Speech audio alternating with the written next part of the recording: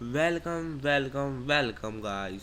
तो आज हम लेक्चर फोर्थ करने वाले हैं। Welcome goodies. तो आज हम लेक्चर फोर्थ करने वाले हैं। तो आपको पता होगा लेक्चर फोर्थ में हम क्या करने वाले थे। लेक्चर फोर्थ में हम जो हमारी बुक थी कृतिका, उसका चैप्टर फर्स्ट करने वाले। तो हम चालू करते हैं। तो स्टार्टिंग द चैप्टर, तो स्टार्ट करें। ठीक है, तो हम इस चैप्टर को माता कहाँ चलता है, इस चैप्टर का नेम। इसके लेखक कौन थे हमारे, शिव पूजन सहाय। ठीक है, उनका जन्म क्या कब हुआ था, 9 अगस्त 1893। उनकी मृत्यु कब हो गई थी, 21 जनवरी 1963 में हो गई थी। ठीक है, तो हम नेक्स्ट स्लाइड पे जाते हैं। क्योंकि गाइज आप सोच रहे हो मैं इतना जल्दी जल्दी क्यों पढ़ा रहा हूँ। मेरा गाइज बहुत तेज गला लग रहा है, मेरी बहुत तेज तबीयत खराब हो रही है।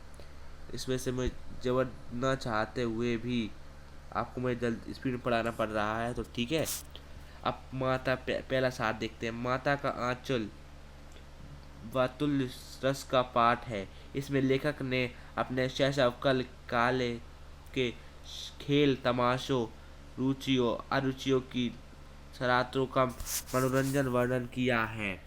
पिता द्वारा मिले पूजा। ठीक है, उन्होंने इस पाठ में बहुत सारी पिता द्वारा मिली पूजाओं का किया है। ठीक है, संस्कार। लेखक अपनी शिशु भी थे, अपने पिताजी के साथ सुबह जल्दी उठकर नहा नहा धोकर पूजा करने बैठ जाता क्या करते थे। ठीक है, मैं थोड़ा जूम कर देता हूँ। ठीक है गाइस, आपको अगर नहीं देख रहा हो तो ठीक है गाइस, ठीक है, इतना बहुत है गाइस। ठीक है, नहा धोकर पूजा करने बैठ जाया करते थे। वह पिता के साथ सोता, इसलिए पिता ही उसको नहलाकर पूजा में बिठा देते। लेखक जिद करके अपने चौड़े माथे पर त्रिपुंड लगवाया करता। ठीक है, लंबी जटाओं के कारण वह बम बोले प्रतीत होता। पिता उसे बड़े प्यार से भोलेनाथ कहकर पुकारते। लेखक ने अपनी पिता को बाबूजी तथा मैया पुकारता। वह बाबूजी रामायण पाठ करते तो लेखक अपनी बगल में बैठकर बगल में बैठकर शीशे में अपना मुंह देखा करता था। ठीक है, तो अब नेक्स्ट स्लाइड पे जाते हैं अपन। थर्ड स्लाइड हो चुकी है हमारी, थर्ड स्लाइड हो चुकी है गाइस हमारी। फोर्थ स्लाइड पे चले जाते हैं। तो चलो उसको भी जूम कर देते हैं अपन बहुत स्पीड में। ज़्यादा जूम हो गया गाइस। ठीक है, वह पिताजी को अपनी ही ओर देखकर लया जाता। मतलब वो अपने पिताजी उसको तरफ देखते तो उसको शर्म आ जाती। ठीक है, पिता पूजा पाठ करने के बाद आनी रामाना वहीं पर हजार राम नाम लिखकर करते। फिर कागज के टुकड़ों पर 500 बार राम नाम लिखकर आटे की गोलियों में लपेट थे और गंगा की ओर चल देते। तब लेकर उनके भी कंधे बैठे रहते। मछलियाँ बाबूजी मछलियों को एक एक करके गोलियां खिलाते चले जाते। तब वह पिता के कंधों पर बैठकर मुस्कुराता रहता, पिता के संग खेलते हुए। लेखक के पिता लेखक के साथ शैशव वे कुश्ती भी लड़ा करते थे। वे शीतल होकर लेखक को बढ़ावा देते। लेखक पिता को हराकर अपनी छाती पर चढ़ जाया करता था तथा उनकी मूछें उखाड़ने लगता। तब पिता उसके हाथों को उड़ाकर चुमा लेते। पिता उससे खट्टा मीठा, कोई हंसेगा नहीं, कोई नहीं हंसेगा, खट्टा मीठा लगे हो। ठीक है, थोड़ा और स्क्रॉल कर देते हैं अपन इसके ऊपर। ठीक है, खट्टा मीठा चुम्मा मांगते। तब वह क्रम के बायां और दायां गाल उनके सामने कर देता। इसके बाद पिता अपनी मूछ दाढ़ी उसके कोमल गालों पर गड़ा देते। इसलिए लेखक फिर उनकी मूछें नोचने लगता तथा पिता झूठ झूठ रोने लगते। लेखक को बहुत खुशी होती है इसके पिता रो रहे हैं उसकी वजह से। ठीक है, ठीक है, नेक्स्ट स्लाइड पे जाते हैं हम। भाई आज से आप सोच रहे हो मुझे इतना बड़ा फॉर्मेट करना पड़ रहा है। ठीक है, लाड़ प्यार से भोजन कराना। लेखक हंसते हंसते हंसते खेलते हुए अपने पिता के साथ ही भोजन किया करता था। पिता अपने हाथों से उसे खिलाते थे। जब उसका पेट भर जाता तो मैया फिर से खिलाने की जिद करती। वह कहती, जब खाएगा बड़े कौर तब पाएगा दुनिया ठौर। अब मर्द हुए बच्चों को खिलाना क्या जाए, मर्द बच्चों को खिलाना क्या जाए। बच्चों का पेट तो महतारी के हाथों खाने से ही भरता है, मतलब मम्मी की माँ के हाथों खाना खाने से भरता है। जब माँ दही भात सानकर तोता मैना कबूतर हंस आदि के नाम लेकर उसे खिलाती चली जाती थी, उसके बाद वह रस्सी से बंधा लड़की का घोड़ा लेकर गली में खेलने निकल पड़ता था। कभी कभी मैया जबरदस्ती उसके सिर पर चुल्लू भर कड़वा तेल डाल देती थी। लेखक रोता था, छटपटाता था, परंतु मैया उसकी नाभि तथा माथे पर बिंदी लगाकर, चोटी गूंदकर, उसमें फूलदार लूहू बांधकर, रंगीन कुर्ता टोपी पहनाकर भेजती थी। लेखक रोते रोते सकते हुए माँ से छूट पाता था। मतलब समझ जाओ, वो तैयार करती थी उसको, जैसे तुम्हारी मम्मी तुमको तैयार करती ना, वैसे बेचारे बेचारे बच्चे को तैयार करती थी उसकी मम्मी। ठीक है, उसको लगता था वो मम्मी मुझे मेरी मार रही है। ठीक है, अब वो तरह तरह के खेल खेलता था। ठीक है, अब वो तरह तरह कौन कौन से खेल खेलता था वो देख लेते हैं अपन। रोते सिसकते हुए भी जब उसे अपने साथियों का झुंड खड़ा मिल जाता था तो वह उनके साथ खेलने तमाशा करने लगता था। उनके खेल नाटकों जैसे करते थे। कभी वे चबूतरे के एक कोने को अपना नाटक घर बनाकर उस पर मिठाई की दुकानें लगाने, उस दुकान में कागज का चोंदवा ताना लगा डेल पत्ते गीली मिट्टी और ठीकरों से मिठाई बनाती थी। इस मिठाई के वे ही खरीदार और वे ही दुकानदार होते थे। बाबूजी उसमें शामिल हो जाते थे। थोड़ी देर बाद घरौद बनाया जाता था। तिनके का छप्पर, दिया सलाई की पेटियाँ के किवाड़, ठीक है, घड़े के मुंह का चूल्हा चक्की, दिए के कढ़ाई, पूजा की अचमनी से कचली बनाई जाती। पानी, धूल और बालू को देखकर यूनार तैयार किया जाता। फिर पंगत बैठती। पंगत के अंत में पिताजी जमीन आ बैठते। जी माने ठीक, उन्हें बैठे देखकर सब हंसने लगते और बहुत बिगड़कर भाग जाते थे। वे लोट पोट होकर पूछा करते, फिर कब भोज होगा भोलेनाथ। मतलब वो ऐसे ही पूछते थे मजाक के अंदाज में, फिर कब भोज होगा भोलेनाथ। तो भोलेनाथ को शर्म आ जाती थी। ठीक है, कभी कभी बारात निकाली जाती, उसमें कनस्तर का तुमरा बजाया, अमोले की शहनाई बनाती, गेहूंदानी की पालकी बनाई, वे समधी बनाकर बकरे पर चढ़ते और चबूतरे के दूसरे कोने तक बारात ले जाते। वहाँ गोबर से लिपे और आम तथा केले की टहनियों से सजे आंगन में कुलिया का कलाश रखा देते थे था। ठीक है, खटोली पर लाल ओहर डालकर दुल्हनिया को चढ़ाया जाता था। ठीक है, जैसे ही बाबूजी दुल्हनिया का मुंह देखने पहुंचे, सब बच्चे हंसकर भागे, मतलब वो उनको शर्म आती तो सब भाग जाते थे। कभी कभी खेती करने का नाटक किया जाता था। गृहिणी मूछ की पतली रस्सी पर गराड़ी चढ़ाकर कुआं तैयार किया जाता था।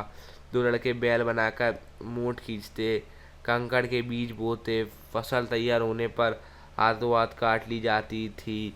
उस समय गाया जाता था, ऊंच नीच में बाई कियारी, जो उपजी से सो भाई हमारी। ठीक है, हम नेक्स्ट स्लाइड पे जाते हैं, 8 पे। हमारी कुछ स्लाइड्स और बची हैं, उसके बाद हम साइन ऑफ करेंगे। ठीक है, फिर फसल को एक जगह रखकर रौंदा जाता, उसे असोया जाता, मिट्टी के दिए को तराजू बनाकर फसल तौली जाती। इसी बीच बाबूजी आकर पूछते, इस साल की खेती कैसी रही भोलेनाथ। तो भोलेनाथ सब भाग जाते। यह सुनकर बच्चे हंसने लगते। कभी कभी बरोही भी इन खेलों को देखने के लिए खड़े हो जाते। हुल्लड़बाजी और मस्ती। कभी कभी वे दादरी के मेले में जाने वालों को देखकर गाने लगते, चलो भाई दादरी सातु पिसान की मोटरी। वे किसी दूल्हे के आगे जाने वाली पालिका की देखकर चिल्लाने लगते, रहरी रहरी पुरान रहरी, डोला की कुतिया हमारी मेहरी। ठीक है ना, मजाक मजाक में चिल्लाते थे वो। ठीक है, एक बार क्या होता है, जो दूल्हा बैठा था ना उस पे, ठीक है, तो क्या करता है, एक बार एक घोड़े के मुंह जैसे बूढ़े वर्ग के उन्हें दूर तक खदेड़ कर डेड़ों से मारा था। जब कभी आम की फसल के समय आंधी आने से आम झड़ जाते थे तो बच्चे बाग की ओर दौड़ पड़ते थे। वे चुन चुन कर गोपी आम चुपते, चिढ़ाने की सजा। ठीक है।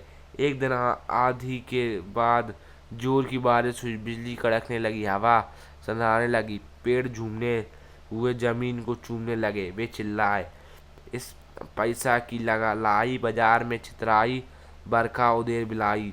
परंतु वर्षा मूसलाधार बढ़ती गई। सब बच्चे पेड़ की झाड़ में सट गए। वर्षा बंद होने पर वह बहुत से बिच्छू नजर आए। वे सब भाग चले। उन बच्चों में बैजू बड़ा ढीठ था। संयोग से बीच में उन्हें मासूम तिवारी नामक बूढ़ा मिल गया। बैजू ने उसे चिढ़ाया, बुढ़वा बेईमानी मांगे करेला का चोखा। तो फिर क्या हुआ, बस बूढ़े को गुस्सा आ गया। उसने उसकी लेवल निकालने की सोच ली। फिर आगे देखते हैं अपन। आगे उसने क्या किया, और बच्चों ने भी यही दोहराना शुरू कर किया। मासूम तिवारी ने उनके पीछे पड़ गए। सारे बच्चे भाग गए। मासूम तिवारी पाठशाला पहुंच गए। उन्होंने लेखक तथा बैजू को पकड़ गए मंगाया। बैजू तो भाग गया, लेखक पकड़ा गया। गुरुजी ने उनकी खूब खबर ली। लेखक के बाबूजी ने पता चला तो वे विद्यालय पहुंचे। वे उसे गोद से उठाकर पुकारने और फुसलाने लगे।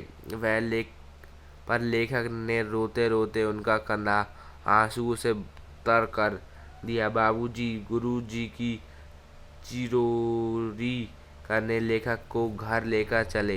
रास्ते में फिर से उसे अपने साथियों का झुंड मिला। वे नाच गा रहे थे, मैया पकाई गरगर पुआ, हम खाइबा पुआ ना खिलाब जुआ। ठीक है। उसके बाद आ गए हम नेक्स्ट स्लाइड्स पे। नेक्स्ट स्लाइड्स में क्या किया हमने, ऐसे किया, ऐसे हुआ। ठीक है। तो स्टार्ट करते हैं इसको भी। सांप का बैग। ठीक है। लेखक रोना धोना भूलकर साथियों में जा मिले और वहीं तान सुर अलपलाने लगा। ठीक, सारे लड़के मकई के खेत में दौड़, वहाँ चिड़ियों का झुंड नजर आया। वे उन्होंने पकड़ने तुरंत चिड़िया हाथ से निकल गई थी। अचानक उन्होंने एक टीले पर जाकर चूहों के बिल में पानी उछीलना शुरू कर दिया। तभी वहाँ से सांप निकल गया। सब बच्चे खेते चिल्लाते बेहताश भागे। कोई औंधा गिरा, किसी का सिर फूटा, किसी की दांत, सारी देह लुहान हो गई, पैर के तलवे कांटों से छलनीन हो गए। माँ की गोद में शरण। लेखक बदहोश सा होकर दौड़ा हुआ और घर में घुस गया। बाबूजी बरामदे में हुक्का गुड़गुड़ा रहे थे। उन्होंने पुकारा, किंतु लेखक सीधा मैया की गोद में छुप गए। बच्चों की कापत देखकर माँ रोने लगी और उसके अंग दबाने तथा चूमने लगी। वह उससे डरने का कारण, मैया साथ में रोने लगी। पता ही होगा, माँ रोने लगती है, अगर अपन रोते हैं तो अपनी माँ भी रोने लगती है। ठीक है। अब लास्ट। ठीक है। उसने क्या किया, उन्होंने झटपट हल्दी पीसकर घाव पर पोंछ उसने हल्दी से उसको पीसकर घाव पोंछ दिया। घर में कोहराम मच गया। लेखक धीमे स्वर में सो ही कह पाता था। सारा शरीर थर थर कांप रहा था। आंखें चाहकर भी नहीं खुलती थीं। मैया उसे बड़े लाड से गले लगाए थी। बाबूजी ने दौड़कर अपनी गोद में लेना चाहा, किंतु ने माँ का आंचल न छोड़ा। इस पाठ का मतलब है माता का आंचल। माता के आंचल में हमको क्या मिलती है, शांति। क्या मिलती है हमको, माता का आंचल। ठीक है। ये है हमारा मेन टॉपिक इस चैप्टर में। और मैं आप सबको बता दूं, इस चैप्टर, ये वाला नहीं, इस चैप्टर का आपको लेखक पूछा जा सकता है। आप इनके बारे में कुछ और चीज़ें याद कर लीजिएगा। ठीक है। तो we can, we will, bye bye, meet you soon. ठीक है। और आपको इसके भी मैं आपको PDF अपलोड कर दूंगा। इस वीडियो के डिस्क्रिप्शन मिल जाएंगे, ना खोलें तो मैं आपको बाद में भी कर दूंगा, आप कमेंट कर दीजिएगा। तो इसके लिए मैं साइन अप करता हूँ। Bye bye.